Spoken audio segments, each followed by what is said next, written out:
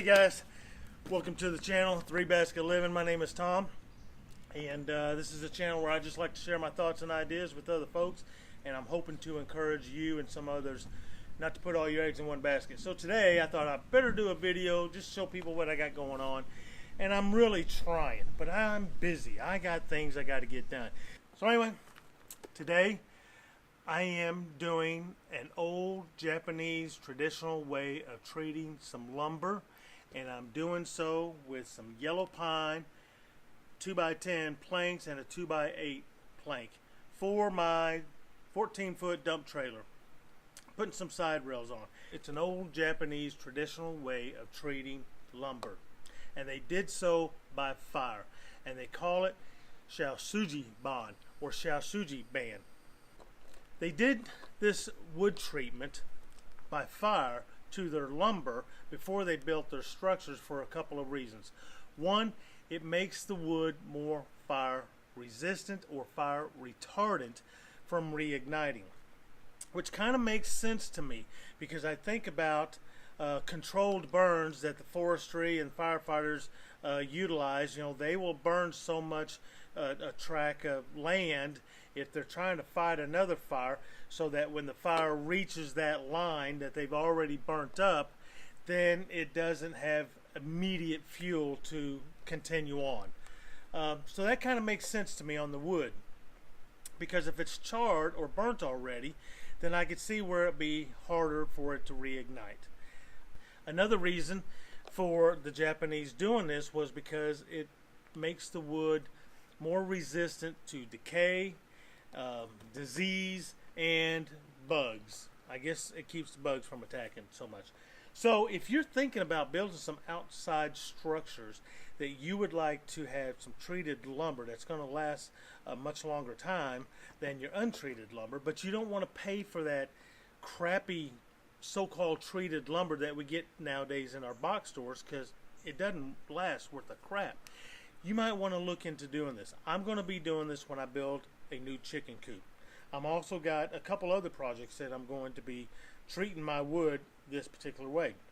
But one thing that I think this could be very beneficial for some of you folks out there is for you gardeners and people that want to start a new homestead, you know, kind of thing, and you like raised beds, and you don't want to use that treated lumber for your raised beds, and you don't want to line it with plastic and do all that kind of stuff. You might want to look into doing a wood treatment like this on your plank wood that will last you a long time and be resistant to the diseases and bugs and things of that nature. Just check.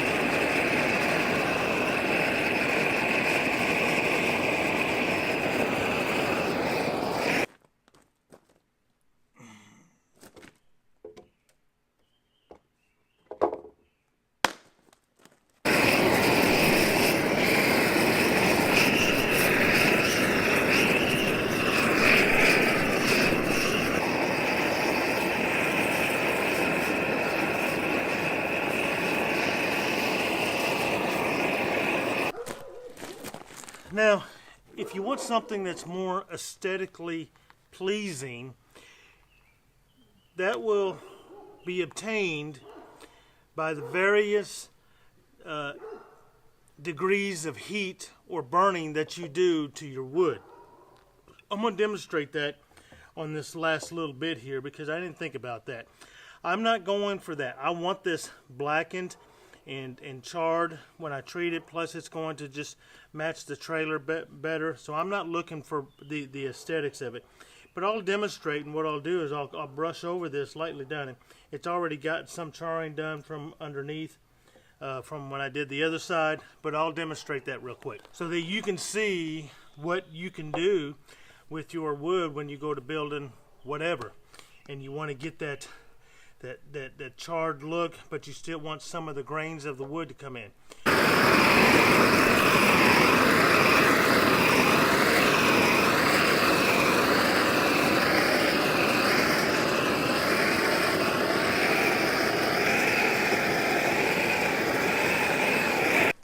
Now there you can see where I've just lightly charred it, and you can go lighter and you can go heavier on your fire and the intensity and the amount of time that you spend on the piece of the wood. But whatever it is that you're doing and whatever look you're going for, you just want to keep your wand at a consistent pace and angle when you're going across your wood, so that you get some consistency in your grains showing through on your planks or whatever wood you're utilizing. So I just thought I'd show you that real quick. There's a lot of good people out there that do this, and they do it very well. I am doing something that's more functional in my application here, so I'm going for a different look, and I'm going for a deeper char. Let me finish up.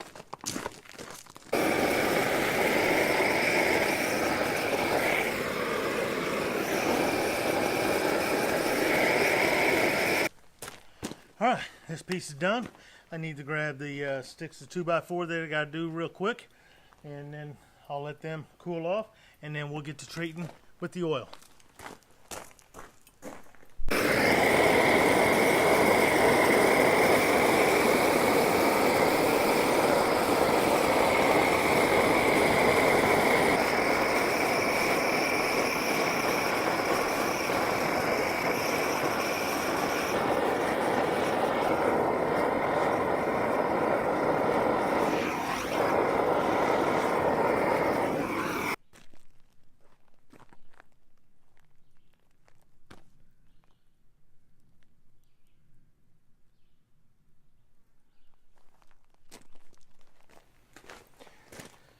Okay, so now what I'm going to do is I'm going to take a somewhat stiff bristle brush here, and I'm going to brush off the plank of wood.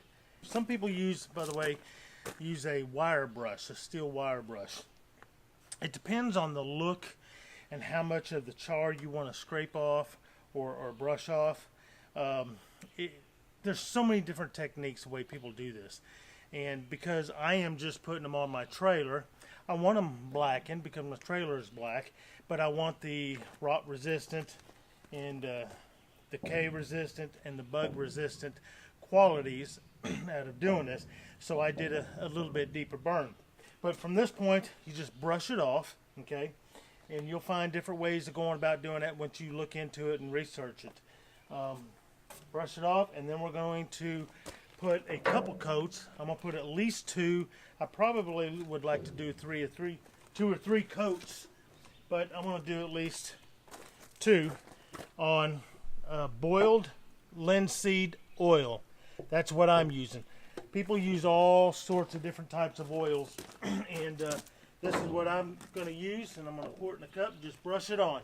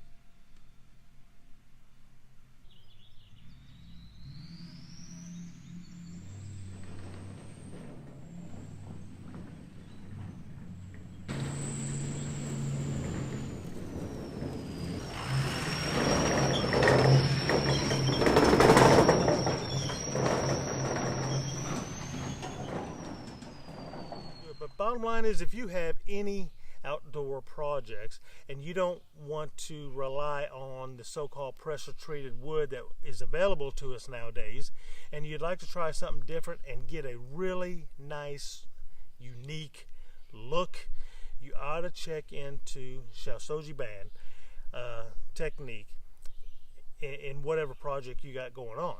Now, mind you, you got to take a little more time to do it, to char it, but it is well worth it. Apply this technique and oil it, treat it, do 2 or 3 applications of whatever oil you decide to do.